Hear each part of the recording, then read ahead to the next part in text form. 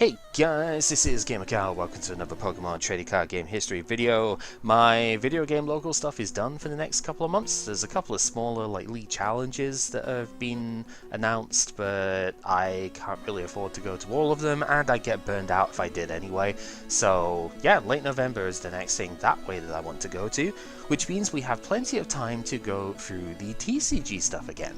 And this time we have Obsidian Flames to speak about, and the sister set 151. This one came out I think around about a month afterwards. It's one of those special sets, and honestly even between, combining these two, they don't have a ton of cards to talk about, at least competitively. There's a lot of draft stuff that I want to go into, but competitively, not a ton to talk about, so it's a good one to combine. And also the next set is Paradox Rift, which is an absolutely gigantic set for changing the course of this game. And so we have decided to combine the two of them into one thing here, partly so that we just don't have to keep, cycling the same meta decks over and over, and just be like, okay, maybe you play this one this week, etc. There's only so many decks that are viable at this point, and there's only so much jank to go around as well. A lot of these cards just aren't really worth it. Sorry, Wigglytuff, you are just not very strong for a regular thing here, just as an example. There are quite a lot of cards in here, which is always fun, and definitely will make things interesting if you draft this set. And like I said, ton of really cool cards in that aspect, and there's a lot of really cool arts in here as well. Like the Palafin over here is just awesome. Really love the idea of this one. It just looks so freaking cool, dude.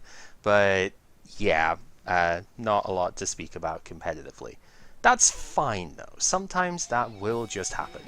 There are a couple of mechanics that are worth noting in this though. The first one is the update, we shall say, to Terra Pokemon. Now, Terra Pokemon will always have this Terra rule, so they do still prevent damage done to them when they're on the bench, which is kind of neat. Also, one thing that I think is worth noting for maybe drafting purposes, Terra Pokemon are protected from your own bench damage too. If you remember Crocodile with its Earthquake or the Copperaja with Nosequake, they won't actually damage Terra Pokemon on the bench, which is kinda neat. So that might come up sometimes. But the real thing about this is that the Ice-Q EX over here is not a Terra Water Pokemon, it is a Terra Fire Pokemon. So mechanically, this is very similar to Delta species. However, the difference is that they maintain their original typing's attack costs. So Ice-Q here is a Terra Fire Pokemon, but because Ice-Q is an Ice-type Pokemon, it has Water-type attack cost here. This may or may not be a benefit. It is usually a detriment because it makes it harder to support those Pokemon. But for Ice-Q in particular, this would be a benefit because you would play this with Baxcalibur if you were going to play it at all. And now Baxcalibur has got a fire attacking type in its deck where it wouldn't have been able to have it before. Unfortunately, something like Tyranitar over here, which has got fighting as its attack cost but is a lightning type, doesn't quite have the same support level, because now you can't attach stuff specifically to a fighting Pokemon, but you also can't use lightning support. For example, you can't use Miraidon to search Larvitar because there's no lightning type Larvitar. The Terra is only on the full evolution. Likewise, you can't play Electric Generator because it doesn't use lightning energy, it uses fighting energy. So there will be times where it's an active detriment, and that's a bit of a shame, but it happens. Cool stuff to see, different things, like Vespiquen over here is now a Psychic type instead, which is pretty fun. Not every Terra Pokemon has to be a different type from their defaults, however. Like Dragonite over here is still a Dragon type, so sometimes you will still see these ones, and that's kind of cool too. Not every Terra Pokemon has to be unique. Sometimes in the video games you do have an offensive Terra type, which is just one of your normal stab moves, because it gives you more firepower on those moves. Like the Terra Flying Dragonite is one that I have used in the recent League Cup, and it was pretty good. The 151 set is also very fun from a collector's perspective, because of course it has all of the original 151 Pokemon in it. That's what it's named after. The set code for this is Mew, by the way, and we, because somebody wanted to do a funny in that day, but also because 151 wouldn't really work as a set code. They're always letters, so there you go. This Mew is something we will talk about extensively in a bit, which is pretty good. But the other sort of nice thing in here is the Kadabra card. Sometime, I think maybe a year and a half or so before this set came out, Uri Geller basically released Kadabra.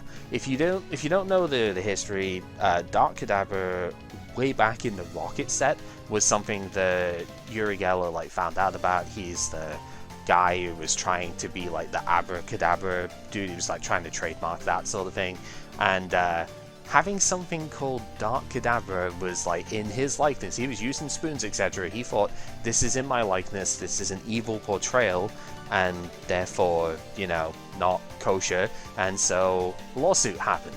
And as part of the settlement for that lawsuit, I believe, basically no Kadabra cards could get printed.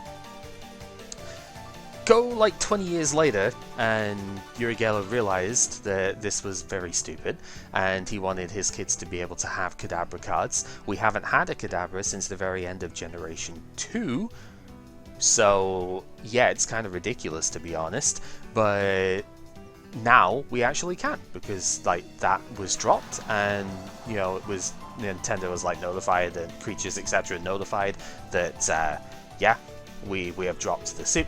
And we have Mitsuhiro Arita once again bringing us an absolutely magnificent artwork for this Pokemon.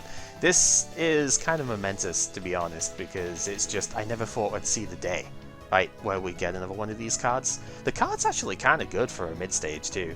Like, it's low HP and everything, but 1 energy, do some damage, switch it back to the bench is definitely not the worst I've ever seen for a like a mid-stage attack and stuff that way. I wish it was a bit better, obviously, like if it had an ability or something it'd be really cool, but hey, you can't have everything, and honestly, it kind of synergizes well with the dimensional hand on Alakazam EX, being able to have an energy, shift it back to the bench. We'll talk about that in the off-meta section.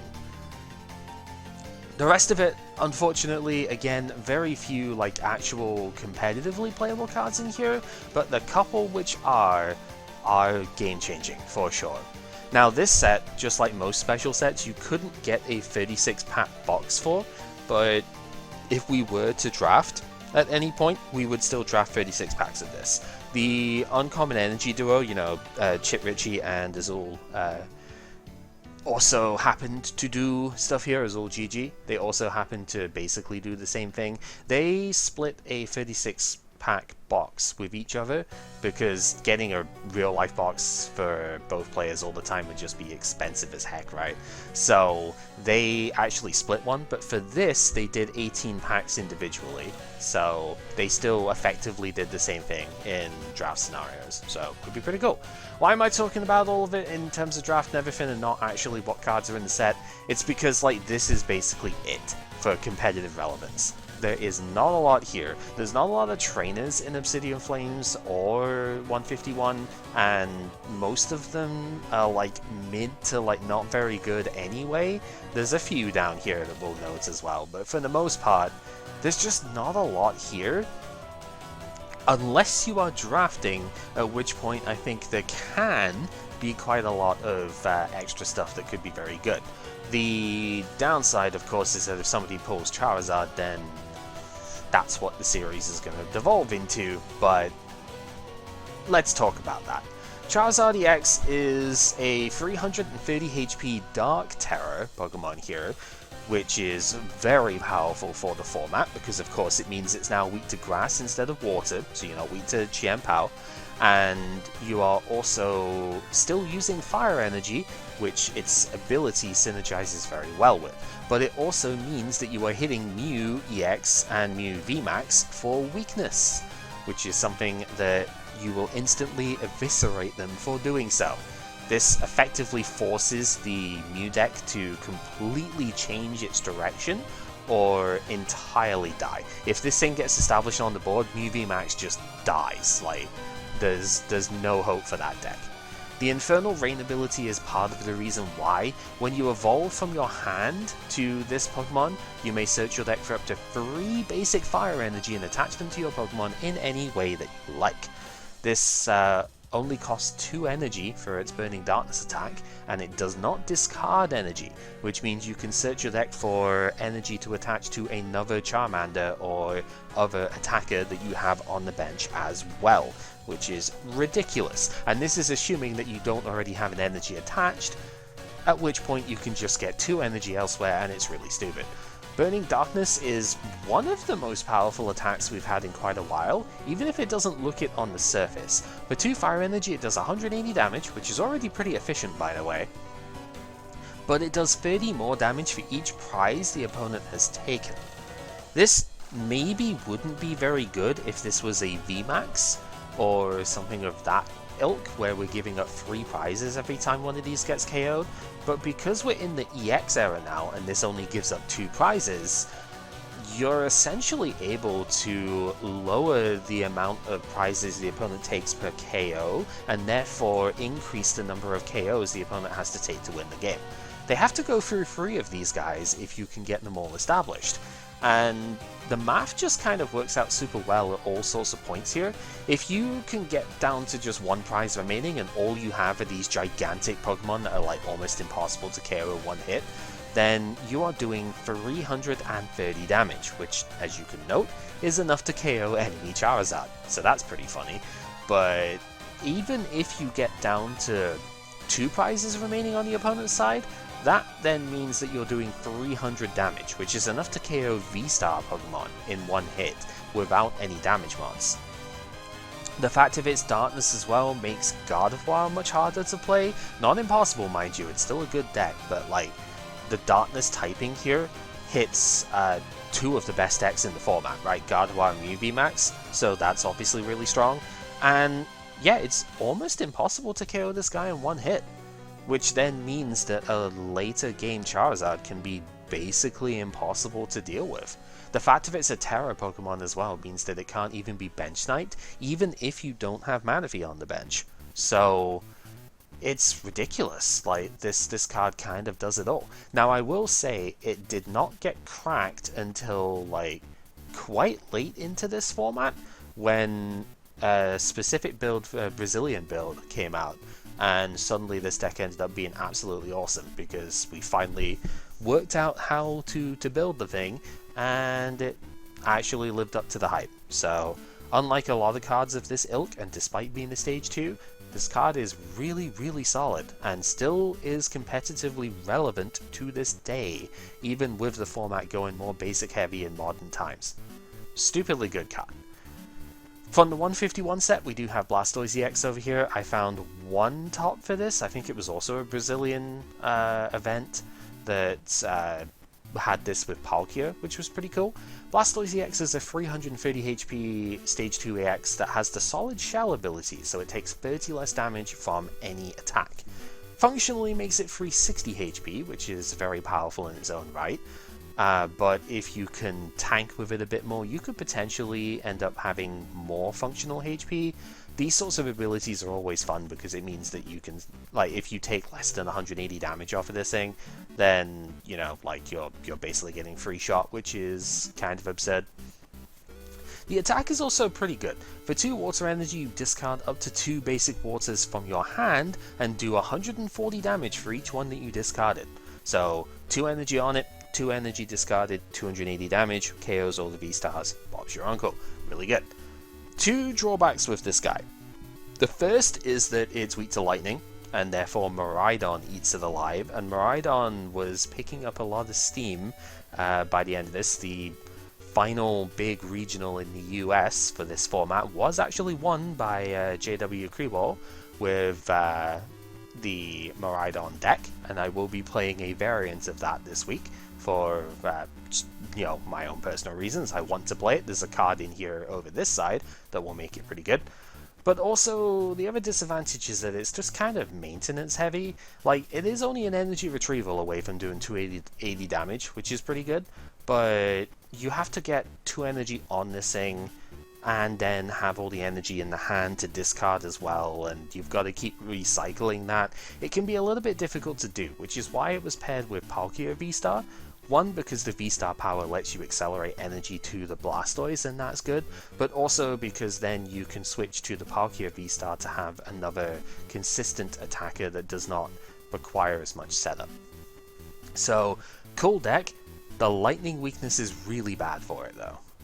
Speaking on lightning weakness, we do have Pidgeot EX over here. I'm going to briefly mention the 151 Pidgey. It only has 50 HP, and whereas the Obsidian Flames one has got 60, but you will see a mix of this, or sometimes just this one played, because it has Call for Family, which going second, search your deck for up to 2 basic Pokemon, put them on the bench, is very powerful.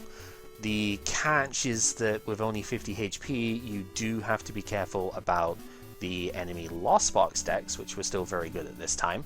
And the same is kind of true for Charmander. I'm not going to mention them to like show what they do, but there's a 60 HP and a 70 HP Charmander, and so you'd often want to play the 70 HP one, but the 60 HP one's got a better attack. So it depends how much do you fear Lost Box. If Sableye can come down and just rip these asunder, then you're in a bit of trouble. So got to be careful about that. Pidgeot EX is nuts though. If anyone remembers the old Pidgeot from Fire Red Leaf Green, you will be very happy to see this card, because it is a 2-prize reprint of that, basically. 280 HP, so very frail compared to the other Stage 2s, but that's because of Quick Search. It's also got Zero Retreat, which is really good, so it is actually a pivot in its own right. This can be very powerful with Escape Rope, for example, or just to promote at the after a KO. Very nice there.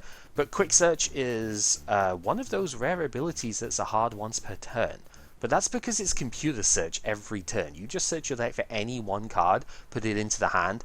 Absolutely ridiculous. Blustery Wind is also a not completely irrelevant attack. For 2 colorless energy it does 120, and you get to choose to discard a stadium card in play. That can come up sometimes, so especially because Path to the Peak could potentially stop this. This deck is nuts, right? Like the initial pairing is fairly obvious with Charizard, but this goes with a large majority of Stage 2s that we could play if you really want to. I think it's only Charizard that sees it at the moment, because like Gardevoir doesn't really want to play it because they've got Curlier and they played like all Psychic stuff, but Baxcalibur also doesn't play it because they have the Irida engine, so they probably don't need to that way. But basically any other Stage 2 that you could conceive of going forward would most likely want to play this. And it even sees play as its own thing in control decks as well, so naturally, being able to search your deck for any card during your turn is fantastic for a control style setup. So yeah, this card is very, very powerful, and will see a lot of play for sure. Sandshrew is kind of worth noting. It's a very weird one, but this is an anti-control tech for the most part. Sometimes anti-Mew as well because of Silene, basically. That's the card it stops. Whilst it's on the bench, or basically in play, trainer cards in the opponent's discard pile cannot be put into their deck by the effects of items or supporters. This is more or less specifically designed to stop the Palpad and Silene shenanigans, where Silene can still get like energy or Pokemon, but it can't get the trainer cards, which means it can't get supporters and stuff like that back, or Palpad itself, and Palpad then gets the supporters back. Can't do that with this in play. That is basically its function, but that is enough to stop infinite loot combos in control decks, and so occasionally it will see play as a result. Cleffa is a pretty divisive card. I personally don't really dig it, but I do understand its use, and I would definitely play a ton of this in draft if I had it. It's only 30 HP, but it does have Zero Retreat, so that's nice, and it also doesn't cost energy for its attack, and its attack is draw until you have 7 cards in hand, so it's not nearly as good as the OG Cleffa, but it also doesn't take an energy to do Eek, so there is that. It is a single prize Pokemon in an otherwise 2-prize dominated game, so that can sometimes help as well to force the opponent into an odd prize racing. And Yeah, I mean, sometimes you can, especially in aggressive decks, you could draw like 3 to 5 to even 6, 7 cards with this, right?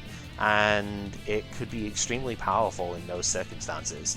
However, it is also a 30 HP Pokemon, which, yeah, that can cause a lot of issues and can lead to getting it FTK'd in the next set, but that's a topic for another time. This card does see play. It is rather good, and I would expect to see it at some point. I don't think it's immediately, but it depends if we edit the decks and want to include it.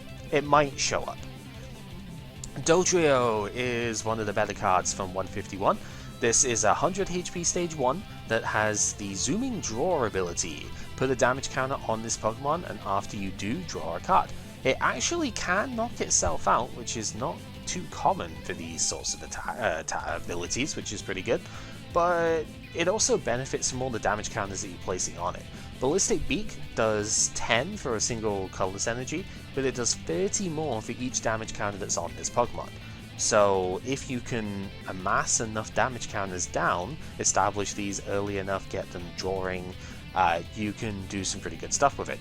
The deck to play this in is Hisuian Zoroark, where now we actually have a single prize option we can attack with as well that uses Jet Energy to just like burst itself into the active spot, which is pretty cool. So that is my other deck that I want to rep this time round. I want to try the Zoroark stuff. I never did get to try it before, and this gives it a different dynamic, which I think is pretty cool. So hopefully we'll be able to make that consistent enough to work out, and then we'll see this in action, and it'll be fun. Chansey is neat. It's not particularly good at the moment, but this would be the best Chansey to play later on. If you take this Pokemon as a face-down prize card and your bench isn't full, during your own turn specifically, that is actually relevant in the future when prizes can be given by the opponent. Details. Yeah, when you take it during your turn as a prize card, if your bench is not full, you can put it on the bench and flip a coin. If you flip heads, you take an additional prize card.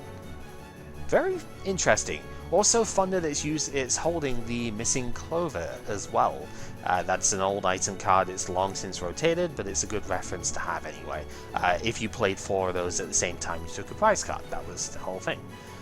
Yeah, this is the best Chansey that you can play when Blissey EX comes out. There is actually a Blissey, if you're looking at draft, there is a Blissey that lets you, like, I think it's either heal special conditions or it's like a big HP heal or something it can do when it comes into play, so that's kind of cool. I'm pretty sure it's special conditions that you can heal off, so you just don't get power looped or anything, and maybe this comes up as something you could have there. Pretty interesting. Scizor is kind of off meta, but it did get played with Goldengo, I believe, later on, so we can talk about it here. 140 HP, stage 1 over here. There are a couple of ciphers that you can play. I think one's got 90 HP, and then the other one is only 70, but it has 0 retreat, so that's kind of neat. And for 1 metal energy, Punishing Scissors does 10 plus 50 for each of your opponent's Pokemon in play that has an ability.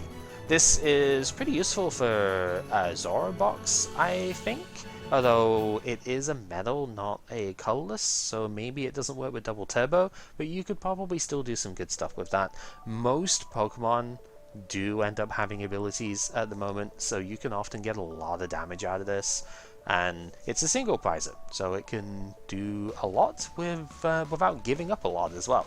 Pretty good if you play Luminous Energy, I imagine. Ditto is an intriguing card. This can only work on your first turn, and only if it's in the active spot. But you get to search your deck for a basic Pokemon and replace the Ditto with the Pokemon that you get out of the deck. So functionally this could work as like a 5th basic, but you do kind of have to start with it. It's not a hard once per turn either, but that implies that you're going to be playing a ton of switching cards to get it in and out. I don't really think that's going to happen, but some decks do play this because it gives them an extra, especially if they have a lot of switch cards as well, it does give them an additional option to get out of the deck as well, so that can be kind of good. Zapdos EX is one of the ones I'm most excited for here. The custom art, like the character art of this one is awesome, by the way. It's a 200 HP lightning Pokemon. It does have a 2 energy retreat cost, but if you have any lightning energy attached to it, that retreat cost goes away.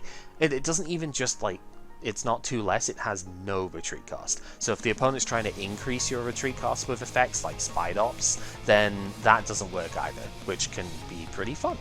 Multi-shot lightning is the attack here. It does take a very expensive triple lightning, and it only does 120 to the active, but it does 90 to one of the opponent's bench Pokemon that already has damage counters on it. If you play Holucha from the Scarlet Violet base set, you can put 2 damage counters, like 1 each on 2 different bench Pokemon that the opponent has, so this can then target those Pokemon. And a 120 active 90 snipe is actually absurd. Like, this will force players to put Manaphy down against your Miraidon deck, which otherwise does not have this kind of attacker to work with. It's kind of busted, to be honest. It's really, really strong. So, bit of setup, but I do like this card, and it is one of the better cards out of 151, so there is that. The best card, however, is Mew EX, so we can talk about that too. This one is the one that by far sees the most play. It's only 180 HP, which is low for a 2-prizer. However, it has 0 retreat, first good step. It has Genome Hacking as its attack, which is pretty fun. Free Colorless Energy, copy one of the opponent's active's attacks, just use it as this one, so like that's kind of neat. Some decks can play it, but it's mostly used for Restart, which is Oranguru's old power. Once during your turn, you may draw until you have 3 cards in your hand. This lets you go very aggressive with stuff and gives you a little bit of extra draw at the end of games when you are Iono down to like 1 or 2 cards or something. Super, super good. Synergizes very well with stuff like Ultra Ball, of course. And yeah, awesome card to have around. The last meta-relevant Pokemon I think is Mawile. I don't know if this actually saw play, but it's definitely one to keep an eye on. If you bench it from hand during your turn, you can discard a special energy from the opponent's active Pokemon. We see this come up sometimes. The last one that was available was Giratina, and that did actually see play. It was Psychic type, so we have Mysterious Treasure to like search it out. But this is 90 HP, so Level Ball could search it out right now. So yeah, this card is potentially relevant and definitely very nice to have. Anyway, also, as always, artwork appreciation, really good. Not a lot of trainers to talk on here, but there are some very annoying ones. From 151, we have Grabber. The opponent reveals their hand, and you put a Pokemon you find there to the bottom of their deck. This was used as a dirty combo in Mew decks, Mew VMAX decks. This alongside Luxray, which could then snipe trainers out of the opponent's hand, was their way of trying to keep up with the fact that Charizard existed now. And yeah, it's kind of gross, because if you put Path down as well, then the opponent can't use ability stuff that way, and it just gets really nasty and out of hand very quickly. So yeah, very annoying card. Letter of Encouragement I think is mostly seen in Goldengo, and before we got Earthen Vessel, maybe some Palkia decks not Palkia, Batcalibur decks played it. If one of your Pokemon was KO'd during the opponent's last turn, you search your deck for up to 3 basic energy and put them into the hand. So this is mostly used in Goldengo, as I said, because that one needed energy in the hand to discard, just like the Blastoise. But also, I believe the Batcalibur used it when in next set, because of the presence of a lightning attacker in that one as well. You could imagine that I could have considered using one of these in the Kyurem version that I played last set, because I could Irida for this. I think I actually played a legit energy search in the deck because searching the metal energy was kind of annoying. Now imagine, like, yes, I've got to have a KO taken against me, but like slower deck at the start, right? Imagine if I had access to this off of Irida instead, and suddenly I can search that metal, but also 2 water out the deck as well. Suddenly starts looking a lot stronger, right? So yeah. Erica's Invitation is a very annoying trainer card from 151. The opponent reveals their hand and basically you have to put a basic Pokemon from their hand to their bench. If you put the Pokemon onto the bench that way, you switch it to the active spot. That's a bit of a like side benefit, more or less, but in the deck that it gets played in, I think it's actually a major benefit, because the deck it gets played in is Snorlax Control. The Pokemon Go Snorlax does have block, which prevents the opponent from retreating, so if you can stick something that they can't switch out otherwise, or accelerate to, in Gardevoir's case, usually you would like see that they have a Manaphy in the hand, stick the Manaphy in the active, and then tell them to go do themselves, and that's basically it, right? Very, very irritating card. Yeah, it's basically just a control thing, and that's a very annoying control thing at that, so yeah, I'm not a fan, but it's a good card in the deck it works in. Giovanni's Charisma, I think, is more of a draft card rather than a meta card, but honestly this card is like really close to greatness. You put an energy from the opponent's active Pokemon into their hand, and if you do that, you accelerate an energy from your hand to your active Pokemon.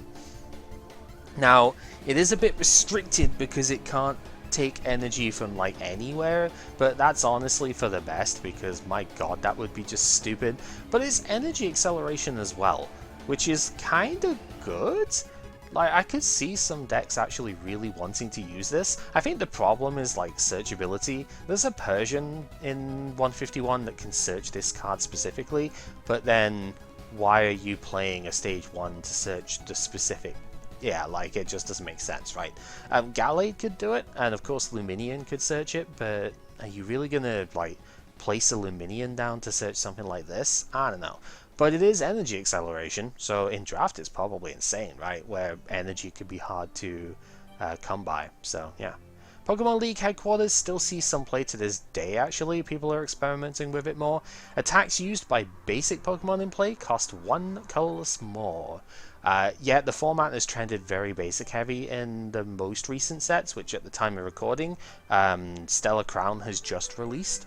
So we're talking about stuff like the Roaring Moon deck, the Raging Bolt is very good at the moment, and yeah, just like Ogerpon stuff as well. A bunch of basics can do a ton of nasty attacks, and this can disrupt them, which is pretty good. Town Store is interesting. This is from Obsidian Flames, just like the headquarters was. Player can just search a tool out of their deck once per turn. Not too many decks would play this, considering not too many decks play a ton of tools at the moment, but next set, when we get the TMs, this could be a very powerful card, just to be able to get access to them as well. Usually Arven is the thing that gets played instead of this, but you know, some decks don't need Artisan or Mesagoza or like Path to the Peak, etc., so they would play someone like this instead. So yeah. Big Air Balloon probably also should be a draft card, but I think it's good enough to be up here. The Stage 2 Pokemon this is attached to has no retreat cost. So it's basically the Floatstone, but only for Stage 2s. This can be pretty strong in the right circumstances, obviously. If you're playing like you don't really want to attack with Baxcalibur, so if somebody tries to like you could maybe strand it if there's not enough energy like available to ping it or whatever. Gardevoir doesn't necessarily want to attack the EX, that is, so this could maybe be used in something like that if you're playing the Arven engine anyway. I think this is more likely to see play in like other Stage 2 decks later, but also most of them probably don't need it. I guess Charizard could maybe use it because it does. I mean, 2 energy is not that big of a retreat cost, but still, you know. It's one of those cards that is like objectively strong, but it's just hard to actually put it into practice, you know. But at some point something's going to come out where it's like 3-4 retreat or whatever, and it's like a bench sitting sort of one, and you really want to be able to get it out the active, and Arven can just get it. So yeah, who knows. Rigid Band is kind of interesting. This allows Stage 1 Pokemon to take 30 less damage from attacks from the opponent's Pokemon. Now, this will include EXs, but will not include stuff like V-Stars because they are not Stage 1, they are V-Star. So, it's mostly just for the new stuff, but there are some Pokemon that will definitely appreciate having Blastoise's ability on them, right? Imagine this with the Copperager, actually, just as a funny combo, right? Copperager's got 300 HP, takes 30 less damage from attacks natively. Put this on it, it's like 60 less on every attack. Gross. Vengeful Punch is actually used a little bit because of Gardevoir decks. If the Pokemon this is attached to is KO'd by damage from an opponent's attack, then you put 4 damage counters on the attacking Pokemon. So this is used a lot against Gardevoir because they tend to put themselves down to basically no HP remaining in order to score KOs. And so if you're expecting a lot of Gardevoir, this is a card that you would play. And especially when Arvid becomes a more popular engine, some people did actually play it. Right, we have a ton of off-meta cards to go over here. There's like 78 or something that I have here, so I will try and be much more brief about these. But if you're only interested in what was meta relevant, there you go. These sets are not that exciting, but there's at least a fun amount of stuff to talk about. Just like, there's not very many of them, you know? Right, let's go over the off-meta stuff. Some of the things you might actually see in draft quite a lot, or like could be excited to play in that sort of format. A few of these have already been like proven in the Uncommon Energy draft stuff here, but they don't get as many cards, so we don't get to see all of them in action. But let's just go over what we can. The 151 Charizard EX is actually a fire type. And even though we don't have Magma Basin, so we can't get the damage counters on this too easily, this is really good if you pulled the other Charizard, because you could accelerate to Explosive Vortex and do one-shot numbers on just about everything, right? 350 damage. If you put a Defiance Band on this thing, then, and are behind on prizes, I believe it does actually KO everything right now. Even Vitality Band KOs like everything that isn't Blastoise, so pretty cool. But Brave Wing for a single energy does 60 plus 100 if you have any damage counters on you. And you have 330 HP. Damage counters are very likely, so cool card. Raticate is an interesting build around. It's only got 70 HP and we wouldn't have double turbo in draft, but if you attach 2 energy to this thing, it does 30 plus 30 more for each damage counter that's on the opponent's active Pokemon. So if you've got like a bit of a spread deck going on, this can definitely do massive numbers against them, which is pretty good. Zero retreat as well, so it's kind of fun. Spearow has got evolutionary advantage, so if you go second you can evolve during your first turn, and you would want to evolve because Fearow, even though it's only 90 HP, for 1 energy it lets you search for up to 3 cards from your deck and put them into the hand. So this would be a potential engine to help you get extra setup and whatnot. It might be a little bit difficult to pull off in draft though, because we don't have Level Ball, so awkward, but could still be very powerful. So yeah, searching out for 3 cards is just nuts, you know. Raichu goes with the previous Raichu that had the like 200 damage attack that could, you know, KO a lot of stuff that wasn't like even EXs could sometimes get KO'd by that. This one, if one of your Pokemon gets KO'd by damage, lets you absorb a lightning energy from that Pokemon, and then for 2 lightning in the colors it does 180, also does 50 to itself. It's only got 120 HP, so it's likely to get KO'd, but if you have enough Raichu down and enough experience share to move the energy around, you can just kind of go, not quite infinite, but you can keep chaining 180s, and that's a lot of damage in draft. Remember, 180 is enough to KO just about every non-EX Pokemon in one hit, so yeah, that's very nice. Nidoqueen has got Queen's Press, which for 1 darkness in the colors does 90, and during your opponent's next turn you can't get damaged by the opponent's basic Pokemon. So if somebody has drafted like a full Miraidon or Coraidon or like Great Tusk and stuff like that, and they refuse to shift off of this thing, this is the 4th set, so you'd have some established baseline there. You could force them to shift off of it with something like this, so that's kind of fun. The Nidoking, if you have a Nidoqueen in play, does not have any attack cost, which is pretty good because 2 darkness and 2 colors is way too expensive. But if you can do this for free, 190 with auto poison is super strong. So the deck space then becomes more Pokemon focused, but we have ways of working with that, so this could actually be kind of okay too. Would be a fun build around if nothing else. Clefable EX from the Obsidian Flames set has got Lunar Zone as its ability. All of your Pokemon with Psychic Energy attached have no retreat cost, and for Triple Psychic it does 170 and can move any number of Psychic from your Pokemon to your other Pokemon in any way that you like. Only 260 HP, but this is a pretty good Gardevoir partner if you've drafted that beforehand. And yeah, you get to shift your stuff around. You've got 0 retreat on anything that has Psychic Energy, so Gardevoir can accelerate 1 energy, and then you've got no retreat, so it's pretty fun. Good stuff. Ninetales is really, really good in the Fire decks. 120 HP stage 1, it has a 2 Fire Energy attack cost for an attack that's just like insane against other evolution based stuff, which is all of draft. Put 9 damage counters on one of the opponent's Pokemon. Can't attack in consecutive turns, but if you play switch, then you can switch back in and just keep doing it. Damage counters are very irritating to play around, and 9 is enough to KO most basic Pokemon and even quite a few stage 1s, so very annoying card. Has an EX from 151, which you could pair if you have the same have the thing for it. 260 HP, and the relevant attack is Mirrored Flames. For a fire and a colorless, it does 80, but it does 140 more if you match the opponent's hand size. So with enough Judge, you would be able to do 220 damage with this thing for 2 energy. Obviously very powerful in a Charizard deck, but even outside of that, you could probably do some very powerful stuff with this.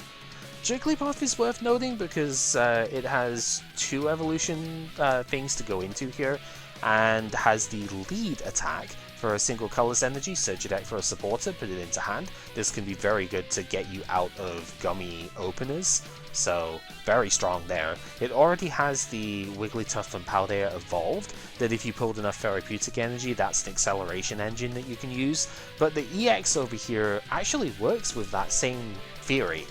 250 HP is pretty frail for a stage 1, especially with Wigglytuff's amount of HP. Like, have you seen this thing's base HP? It's like 144 or something. So, kinda nuts, but that's because its ability. If it has a special energy attached to it, it gets 100 extra HP. So, yeah, put this with a therapeutic and it suddenly got 350, which is huge. This thing is massive. For free energy, of any type, it does 90, but it doubles that to 180 if you have played a supporter this turn, which you generally will do, so card is pretty good. Gloom and Vileplume are energy acceleration cards this time, instead of disruptors like they usually are. If you evolve from hand to Gloom, you can look at the top 3 of your deck, and any basic energy you find there, you get to accelerate across your board however you want.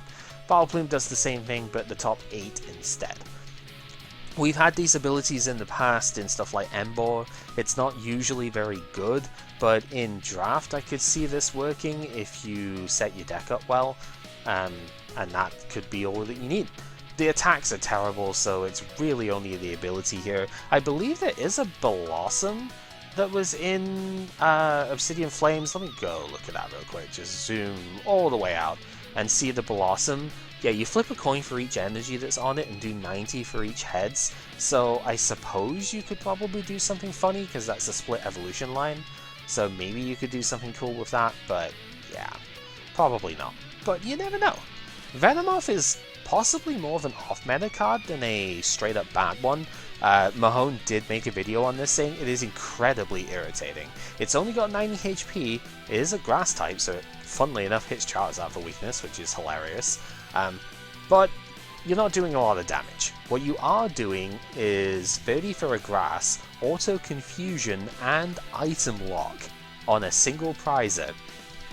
Yeah, this card's an asshole. Is it good? Ultimately, probably not. It's not a lot of damage. Yeah, it stops the opponent playing Switch, which is kind of fun, but ultimately it's a flip to get, you know, flip to win sort of thing, right? If the opponent flips heads, then this is probably just not very good. If it poisoned and confused, maybe it would be like a bit better, because at least then there's a bit more of a clock on them, because right now they just don't have to attack until they can pay retreat, right? So yeah, like you're not doing enough to pressure, so whatever. Alakazam is hilarious. It's a free 10 HP stage 2. For 2 colorless energy, this does 90 plus 30 for each of the opponent's bench Pokemon. Kinda nice, but caps out at like 240, which is eh. But the dimensional hand attack is the interesting bit here, because we've never seen anything like this in the game. For 2 Psychic, it does 120, but you can use this attack even if this Pokemon is on the bench. So the idea is that you have the 2 energy attached to this thing so that it can attack, and then you stick it on the bench, you put like a Mimikyu up that's got safeguards so the opponent can't damage it with EXs, and that's what most of their deck is, and then you do 120 every turn. And if you need to do more, you could always attack with the Alakazam. It's a fun deck, but probably not super good, but it would be very interesting in draft, I think. Neat card. Golem is only okay if there's not a lot of gusting stuff in the format, and even in draft this might not be good enough, but I like sort of noting these ones. It's a free 30 HP fighting type. Fighting is a very good type to be in draft format in particular, because it's anti-Miraidon, and it does 50 for 1 energy, and during the next turn, attacks used by this Pokemon do 120 more to the opponent's active. So it's another one of these coil type things. So not very good for standard, but if you can't gust it out of the active and draft doesn't have escape rope, maybe that could be okay. Rock Blaster for 2 extra colorless energy does 180 and is unaffected by resistance, so if you dynamic roll, this would be 300 in the next turn, possibly is necessary for a big hit. Magneton has Junk Hunt. It's Junk Magnet this time, but it's still Junk Hunt. 1 lightning energy, 2 item cards from the discard pile into the hand. It's a 90 HP Pokemon, you could level ball search it outside of draft. In draft, this could be good recovery. We don't necessarily have full playsets of all the items, so it could be kind of neat. There's a Magnezone from, I think, Obsidian Flames that you evolve into here if you want to. This is a single prizer that you could pair with the EX from the base set if you really want to. Magnetic Repulsion, that's kind of okay, like 50 damage for 1 energy, force the opponent to switch if you want to. But it's really there because just Thunder, once again, just like the Raichu. 1 lightning, 2 colorless this time. Raichu's was 2 lightning and a colorless, so this is a bit more splashable. But the real thing for this, and for Raichu actually, potentially, these are reversal energy targets, right? So for a reversal energy, you could do 180 and do 30 to yourself. So this is still good enough that you could play this as a single prizer in a Magnezone EX-centric deck. Gengar is kind of fun. Only 130 HP, but it does have 0 retreat, which is kind of neat. Just a bit weak for a stage 2. But Poltergeist is pretty interesting. Opponent reveals the hand for 1 psychic energy, 50 damage per trainer you find there. Maybe there's not enough trainers for draft. I think by the 4th set we've probably got enough. And then Hollow Dive if you don't trust that or don't need the damage ceiling of Poltergeist. For an extra colorless energy, 110, put 3 damage counters on the opponent's bench in any way that you like. Can set some good stuff up with that too. Hypno is mostly a combination with a Jinx EX, so I'll go over that next. This, when you evolve your Drowsy into Hypno from your, by playing it from hand, you can put the opponent to sleep. And then the Jinx, for a water and 2 colorless, auto KOs a sleeping Pokemon. That's it, that's the entire combo. It's a funny haha meme deck, it's not really going to be super good, but if you can keep recycling this, and we will get a way of doing that next set, could be pretty funny. Sai wanted me to mention the Kingler because it's potentially playable with Bat's Caliber. It's very, very expensive, and it is a stage 1, but like, it's a single prizer that does 220 damage, even if it does take 4 water. You could probably play that if you have a functional Bat's Caliber deck in draft. Electrode is kind of interesting if you play enough tool cards. For 1 lightning, it does 20 plus 40 for each tool card that you discard from play. There's a Revavroom EX, which is in this set, where you can have up to 4 Pokemon tools attached to it at a given time, and we don't have Path to the Peak to shut this ability off, so there's potential here.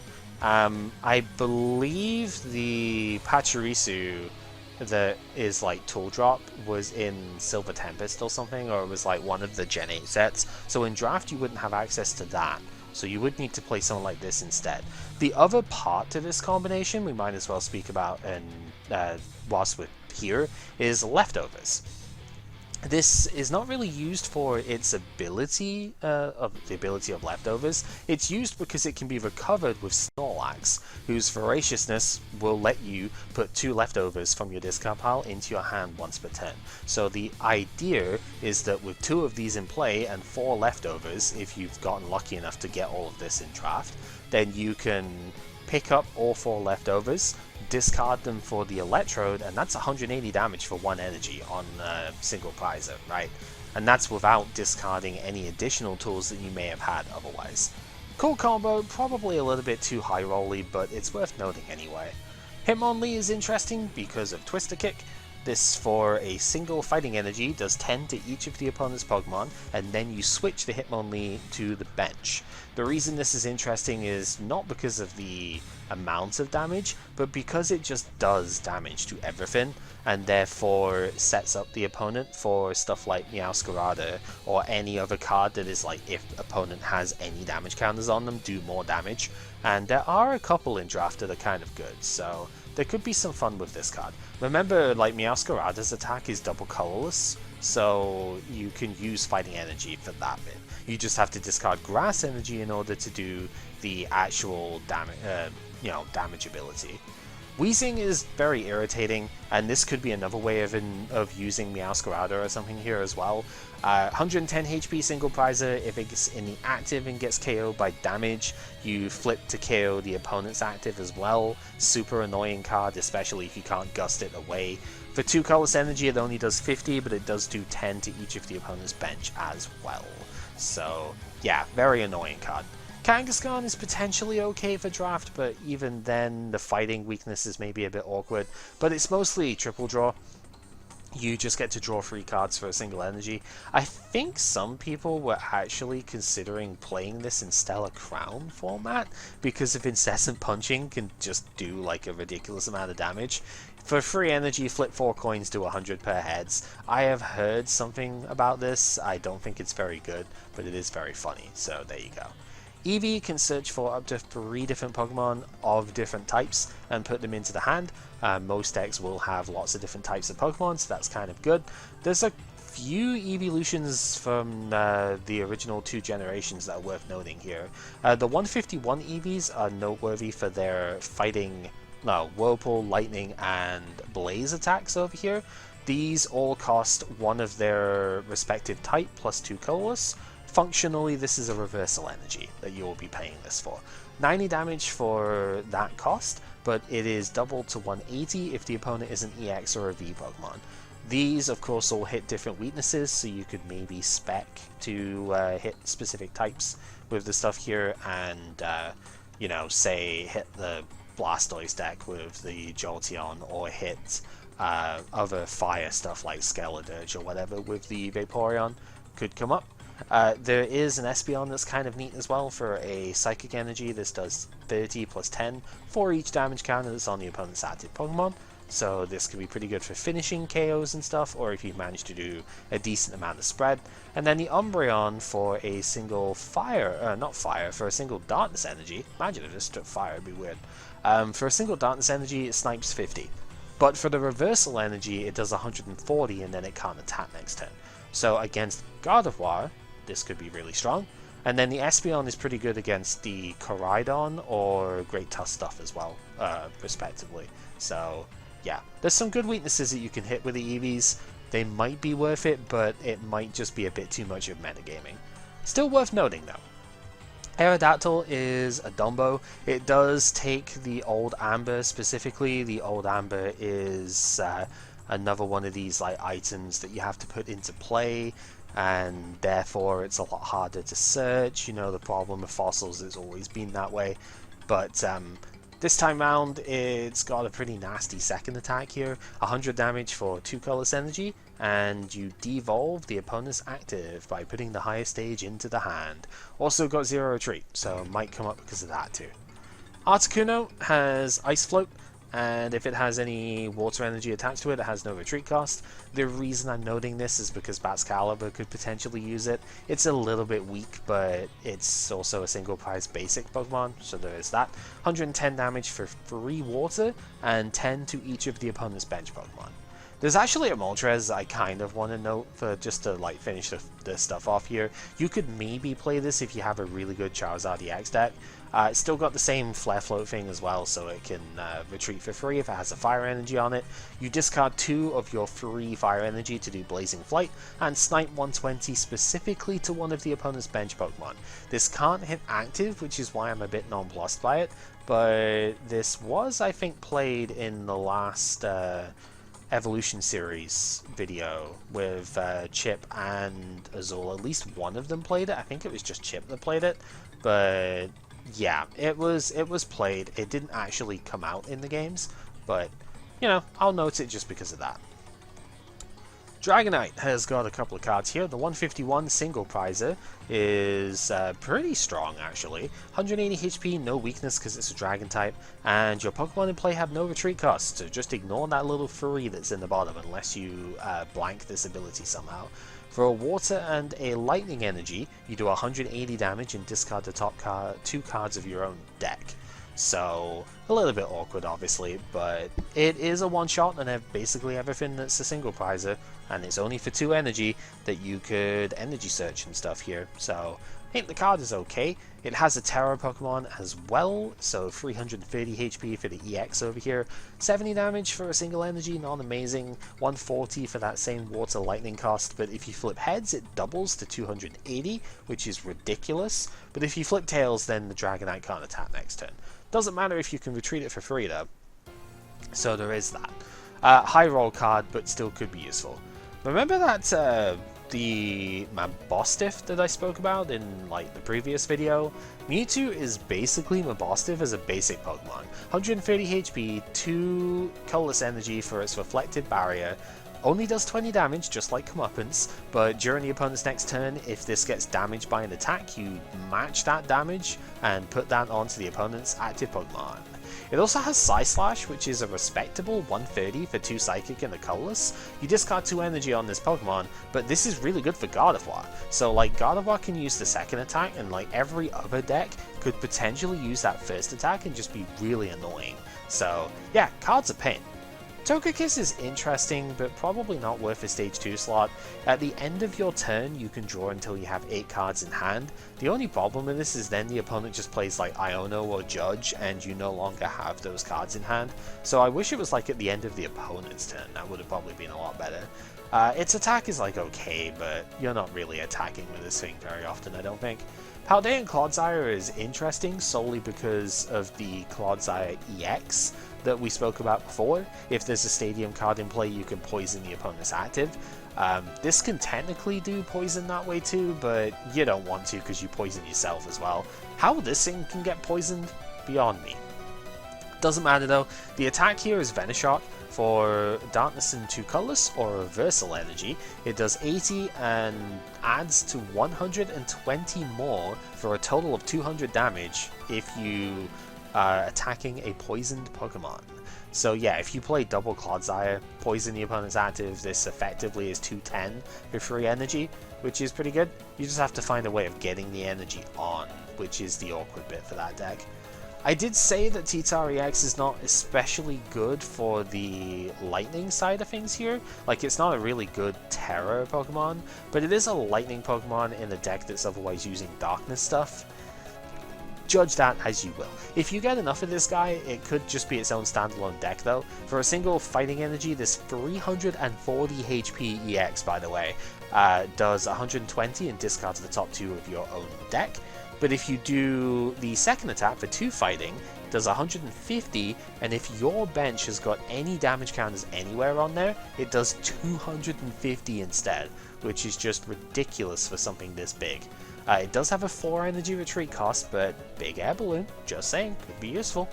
The problem is the non-EX T-Tar is exclusively darkness energy, so it might be a little bit difficult to like power up the individual parts here. I don't know, you could probably figure it out though. Solrock has got Call for Family. It's another Pokemon with that, so another setup sort of bit here. This one's got 90 HP unlike the Pidgey, so it could be useful just because of that. And that's pretty much it. Claydol is interesting if you have the Clodsire, because for a single Psychic Energy, you put damage counters on the opponent's active until its remaining HP is 10. If you put any damage counters on the opponent's active, you take 120 damage, which is the full HP of this thing. But if you could somehow increase that HP, you wouldn't get KO'd. I don't know if there's a way of doing that for Stage 1 Pokemon right now. I'd have to have a look, but either way, if you use this with Clodsire, it's a trade situation where you are looking to trade an EX KO for this thing. So, yeah. Seismitoad is an actual pain in the butt. Really good in GLC from what I remember seeing. 170 HP Stage 2, so reasonable, but its Quaking Zone is kinda nuts. If it's in the active spot, the opponent's active's attack costs are 1 higher, so this could be mega disruptive. For 2 Water Energy it does 120 damage, but if it stays in the active and gets to do it again next turn, add another 100 to that. So it can actually get 220 damage for 2 energy if it can keep attacking turn after turn. And if the opponent is always 1 energy short of attacking, because they were expecting to have X and now they need X plus 1, that can be really strong. Moving on, we have Electros over here, whose Suction Shock lets you switch the opponent's Pokemon into the active spot, do 60 to the new active and flip for paralysis. So the Gusting is what's the reasonable bit here, and it's only for 1 energy, so you can do some pretty irritating stuff with this. Bring in opponent's Pokemon that have a hard time retreating, especially like if you can get them paralyzed. Could be fun. Chandelure does 10 plus 50 for each energy on the opponent's active Pokemon for a single fire. It's okay. There is another Chandelure that I don't remember exactly what the thing does, but it's like, I think it's fairly respectable, so I believe this is a split line. Maybe not, that might be a Gen 8 thing, but either way, kinda cool. Beartic is another one that you could use for Bat's Caliber. Frost Purge for 2 water and colorless does 170. And if you flip tails, it discards all the energy from this Pokemon, but, you know, it's Bat's Caliber, you recover those energy. It's okay. Stunfisk is annoying. If it has a tool card attached to it and is in the active spot, when it gets damaged by an attack, it puts 5 damage counters on the opponent's attacking Pokemon. For a single fighting, it also does 30 and prevents the opponent from retreating. That's the real sort of draw for it. Rock Chestplate was something that was in the Scarlet Violet base set, so this can be a single price thing that disrupts the opponent, stops them retreating very easily, and also forces them to take a bunch of damage as well when they're trying to attack your surprisingly bulky Stunfisk. King Gambit is super dummy good, actually. For a single Metal Energy, this 180 HP Stage 2 also KOs the opponent's active if they have 4 or more damage counters on them. So yeah, spread deck type stuff could be incredibly powerful with this as a finisher, right? You would play this with things that can do like snipe damage. Remember, we don't have bench barrier in draft, so yeah, this could be super strong. Thunderous, speaking of bench barrier, if this is in the active spot, this 110 HP basic lightning 1-prizer prevents damage done to your bench Pokemon by the opponent's attacks, so can be kind of good. For 2 lightning, it does actually a lot of damage for a basic 2, 140, but it does do 90 to itself, so it almost self-KOs, and basically a stiff breeze will take it out at that point. But the fact that it can prevent bench damage can actually still be a pretty good benefit. And in like dedicated lightning drafts with electro charges and stuff like that, this could actually be alright. Decidueye EX is probably okay if you can get 2 or 3 of them. 320 HP Stage 2, so not the bulkiest, but its ability is pretty good. If it's on the bench, it can switch to the active, but if it's in the active, it can switch to the bench. So it lets you just do switching for free, basically, which is pretty cool. For 1 grass and the colorless, it does 130, and snipes 30 to one of the opponent's bench. Not particularly strong for a Stage 2, but the fact that it can just keep switching in and out, and you get to choose what you're switching to, is pretty solid. Lycanroc works with the EX that we had before. If the opponent doesn't have any damage counters on them before you go for Finishing Fang, it doesn't do anything, but it's a single prizer for that deck, and it does 90 for a single fighting, which is respectable. So yeah, it's always good to have a single prize option when you're playing these EX focused decks. This is a nice enough one to have. Serena is cute. It's a 160 HP stage 2 that does 160 damage for 2 energy. Does do 20 to itself, but 160 is very solid numbers for that amount of energy. And I guess the Queenly Heal could sometimes be okay. Prevents the opponent evolving their active Pokemon. If you use it, 60 for 1 grass, like, it's fine. But it's mostly because it can do usually one-shot numbers against a lot of mons. This one might be a bit on the lower end of things, but you could still make it work if you need it. Do keep in mind this hits Charizard for weakness, so you just need 1 additional damage counter on them and you can KO them with this. So yeah. Metal is big and his name is big. He's a 300 HP stage 1 EX Pokemon with a very expensive cost, but an attack that sort of works with it. 1 metal belies. Search your deck for up to 2 basic metals and attach them to this Pokemon. I usually don't like attacks like this, but again, this guy's name is big, so, you know, he's big the metal. So, like, he's gonna survive, you know. And then Full Metal Knuckle for 4 colorless energy does 90 plus 30 for each metal that's on this Pokemon. So if you're only using metal energy for it, that's 210 for 4, which is KOing everything up to, like, frail basic EXs, so could still be pretty strong. Greedent EX is a Terra Pokemon. You look at the top 3 cards of your deck and you can either put them in the hand or discard them and draw 3 cards. It is a stage 1, so it's kind of awkward to justify, but at the same time it evolves some Skwovet, which you can play with Mew, so there might be something there anyway. Slip and Roll also does quite a lot of damage for 3 colorless energy in draft. 210, can't use it next turn, but okay, whatever. You can still retreat, so there is that. It's surprisingly nimble for a Greedent too. 2 energy retreat, kinda cool. Toxtricity is one I'd be very excited for in draft, actually. Loud Mix for 1 lightning and a colorless does 50 plus 30 for each different type of Pokemon that's on your bench. Yeah, I am a huge fan of the Rainbow Road deck. It's like Rainbow Force or something from the Xerneas, which was a very similar type of attack. And this is super cool. It's a 140 HP guy too, so it actually does quite you know, survives quite a bit of like the lower power stuff. And this can get up to 200 damage for 2 energy on a single visor. It's pretty strong.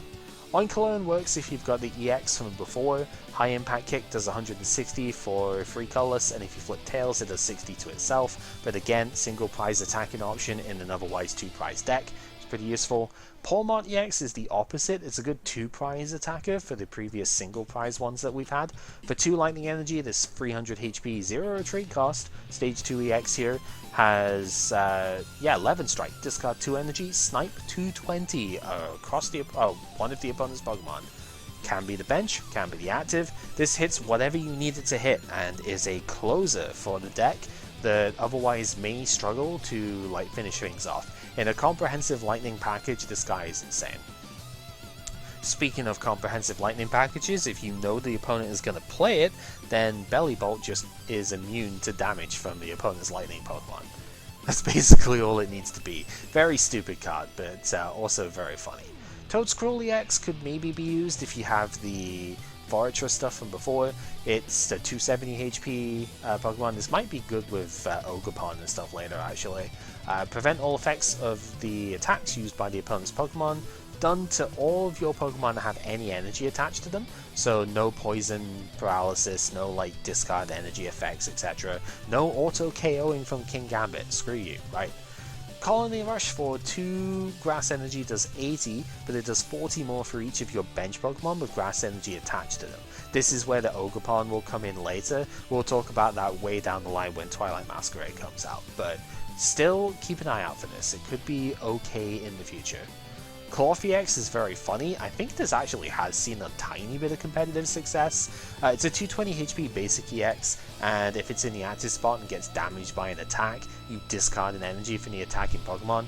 That's more or less it. It is a fighting type. Its falling press is like really bad, but it can be damage mitigated with stuff like the rot chestplate, and it's a basic, so Penny can pick it up. So it can just be a very annoying early wall thing that the opponent doesn't want to hit, but might have to hit in order to, advance the game state. Scovillain is interesting for the reversal energy thing. Remember, the previous Scovillain does 180 for a reversal energy, or like, I think it was 2 grass and a colorless, but it had to have a fire on it as well. So, this one is automatically grass and fire at the same time, so it can hit some pretty relevant weaknesses here. And of course, grass is good for hitting Charizard, so there is that. It only does 110 damage. It's not affected by resistance, at least, so it works against the metal types, because metal resists grass nowadays, right? So it's kind of annoying in that aspect, that its damage output's a bit low, but the fact that it can hit multiple types for weakness, you might be able to use that in draft to your advantage. Finizen is intriguing. There's a couple of different ones. There's one that's got like 80 HP, but this one has got a pretty good attack for what Palafin does. You switch this with your bench, and when you do, you get to evolve the Finizen into Palafin. It only takes 1 water to do that, and the Palafin has got a couple of good attacks for it. First off, 150 HP stage 1 single prizer, pretty solid. It does 30 plus 30 for a single water, like the 30 snipe. Is pretty good, so that can be nice to set things up, but Justice Kick is what we're actually looking at here. For 2 water energy, it does 210 damage, but it does have to move from bench to active in order to use that attack. With a 2 energy retreat cost, that's a little bit expensive to keep doing, but again, potential Bats Caliber stuff. But the combination here, obviously enough, is that Finizen switches itself to the bench, evolves, and then next turn you bring the Palafin in that was that Finizen, attaches second energy, 210. Very cool.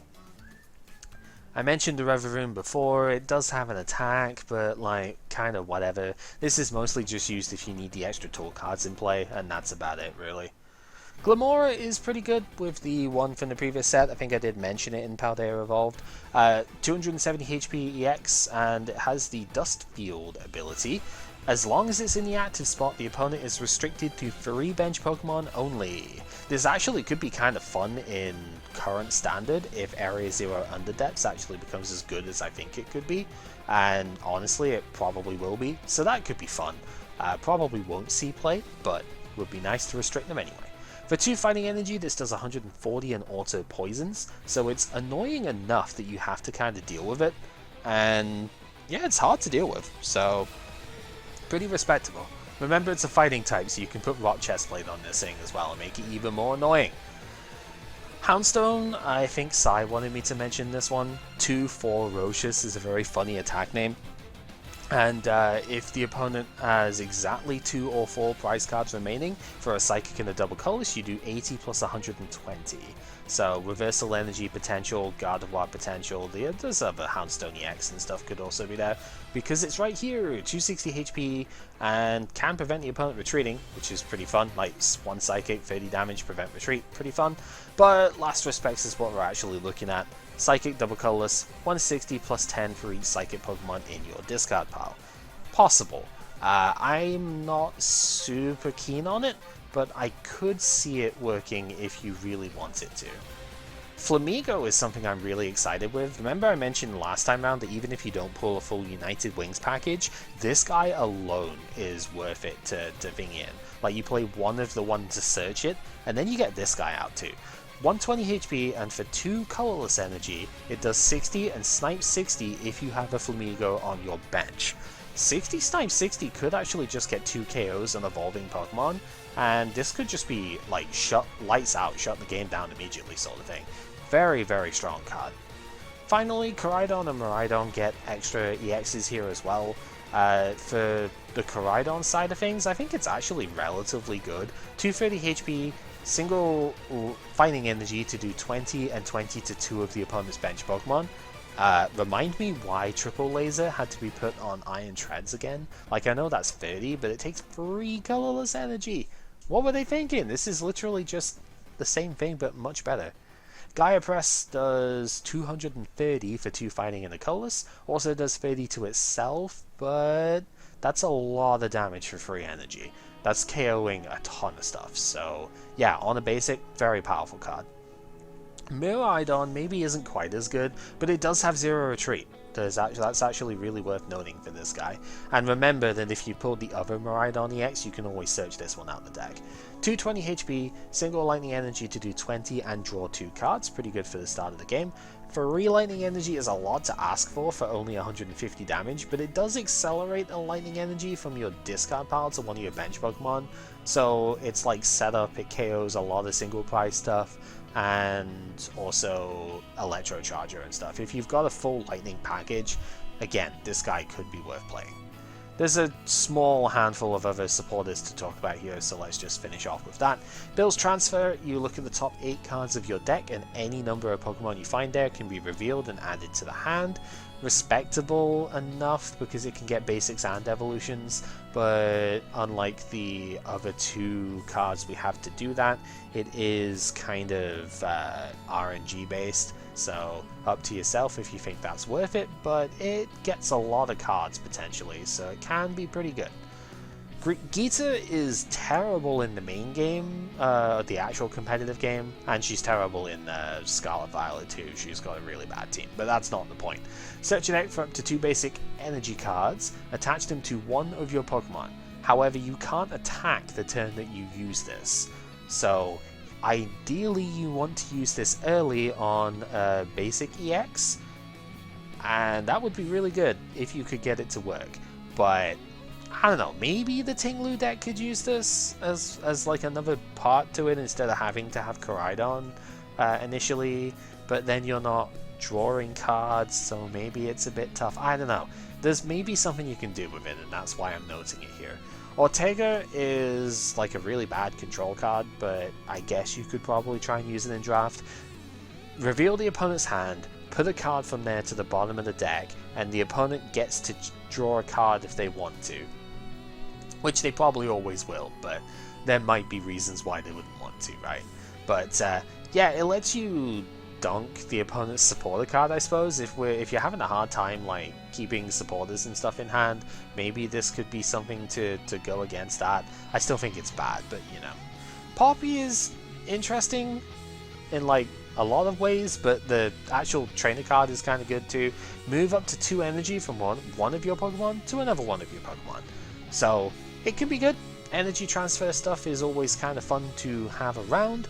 It's not good enough for standard play, but for draft stuff, I could see it. There's a few decks I could maybe see wanting to shift energy away from Pokemon as you like play switch and stuff. So maybe in the right deck. And then Rhyme is the last one. I think this actually would be the most successful out of all the supporters here.